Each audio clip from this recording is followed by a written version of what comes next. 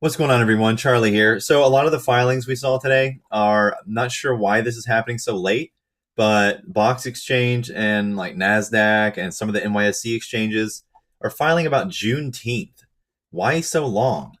All this is saying is that on June 17th, Juneteenth National Independence Day was designated a legal public holiday. The exchange proposes to add Juneteenth National Independence Day to the existing list of holidays.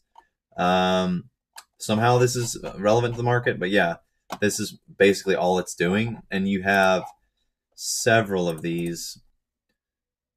Not that one. Not that one. Not that one. Is it this one?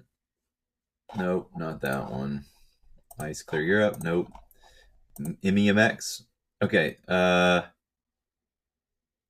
Oh shit. Okay. Well, I gotta get to work on this one, but yeah, a lot of them. I thought there was more than one.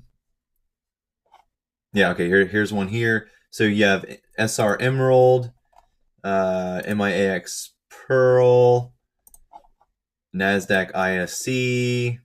Nope, not that one. So yeah, four of these are Juneteenth related. Just wanted to bring that to your attention.